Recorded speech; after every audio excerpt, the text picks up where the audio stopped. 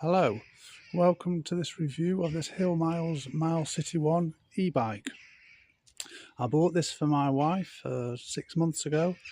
Because it's my first e-bike, I used it for maybe 2 or 3 months before I ordered my own different e-bike. Where we live in the middle of England, it's very, very hilly, and we didn't really do a lot of cycling because everywhere you went, you had to go up a hill at some point in time, and it wasn't very enjoyable. So I didn't want to spend a lot of money. I didn't want to spend £2,000 or dollars or euros on something I might hardly ever use.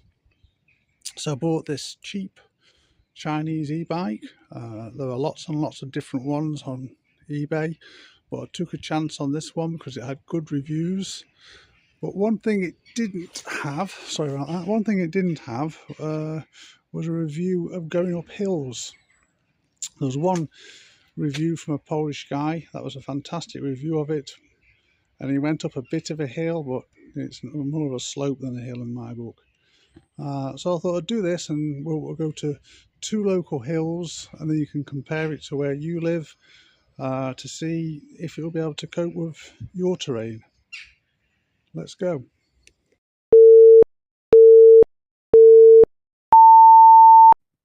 So you can see it in level 5, and off we go.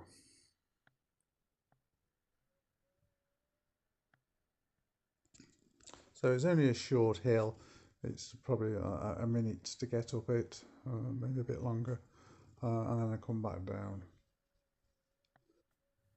I know it's hard to judge how steep it is on a video like this, but when I come back down you'll see how fast I come down.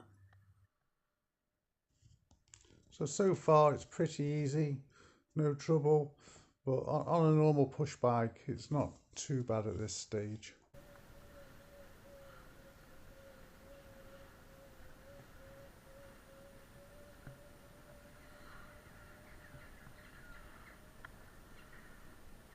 A sharp bend coming up, 15%. You'll see a grip bin on the left hand side. That's for in winter if the road's icy. The motor is starting to struggle at this point. You can see I'm going side to side. I'm looking down on the road a lot to try and get extra power. I'm having to push pedal pretty hard.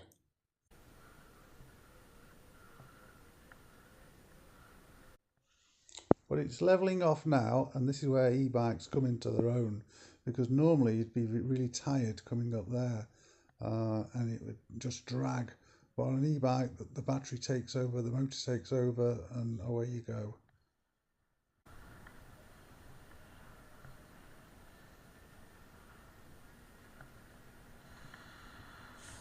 I'm about to turn around in a minute, and then we'll go back down without pedalling.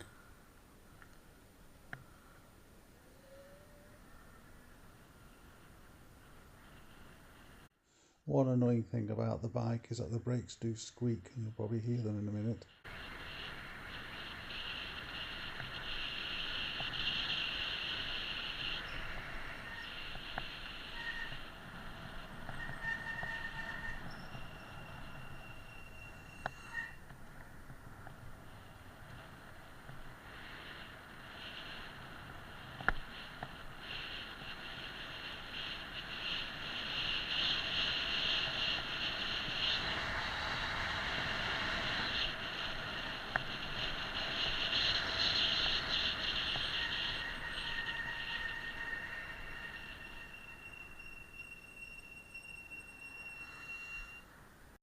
Okay, now we're on the second test. So as you can see, it's 17%.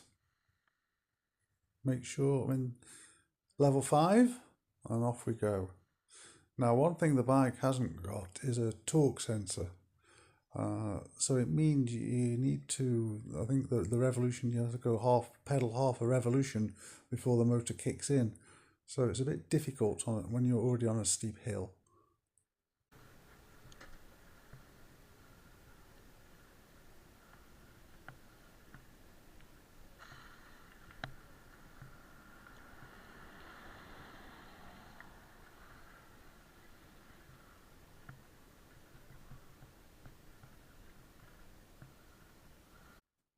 So this is the steep part now. This is where it's 17%.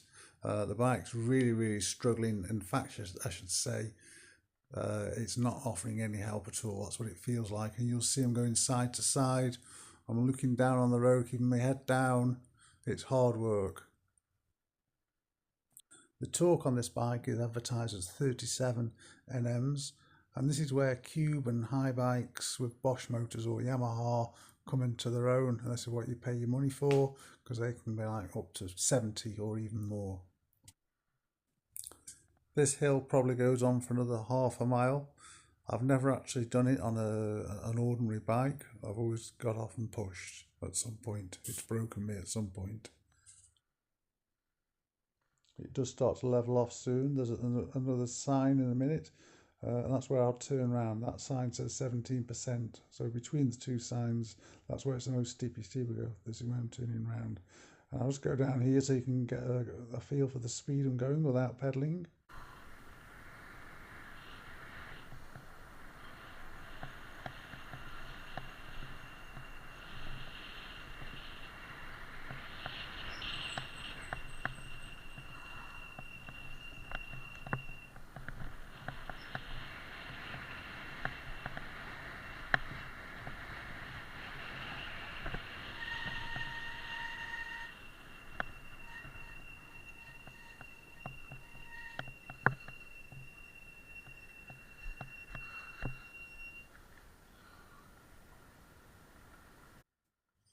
As you can see, I live in the countryside. I take seeing cows for granted, but perhaps you don't. Perhaps you're in a city, so I thought I'd just show you the cows.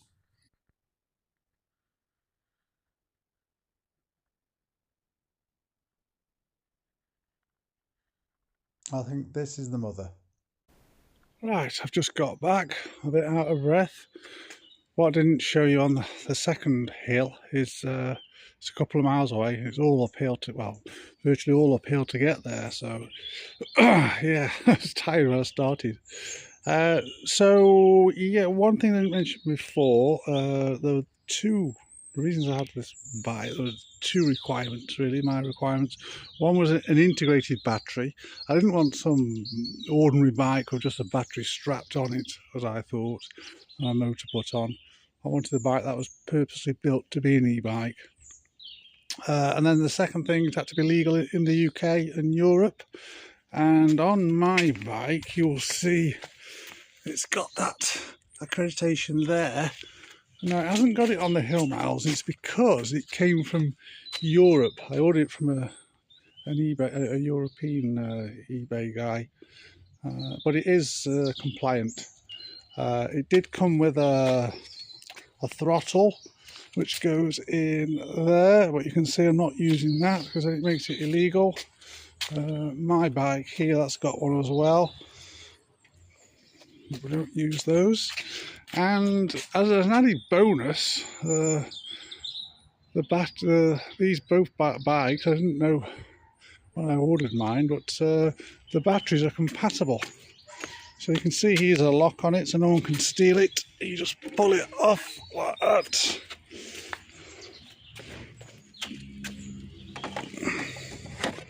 And then it goes there.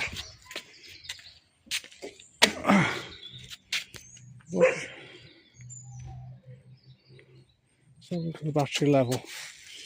It's down to 60% now. I think it was at 98. Yeah, and that's about it. Hope this was useful to someone. But I recommend it. Well, one thing I haven't said actually, it's so fun to actually ride because of the handlebars. It's just great. It just puts a smile on your face. And also the gear, I prefer the gearing on this to my bike over there, Toro. Basically that one, it will just cut out when if you're in gear 1, it'll just cut out when I think it's at 7 miles an hour. It just stops assisting. Whereas this HillMiles, it's continuously helping you up until 50 miles an hour, 25 kilometers an hour, I think it is. And it just goes, it's great. It puts a smile on your face. So if your hills are less than 17%, buy it.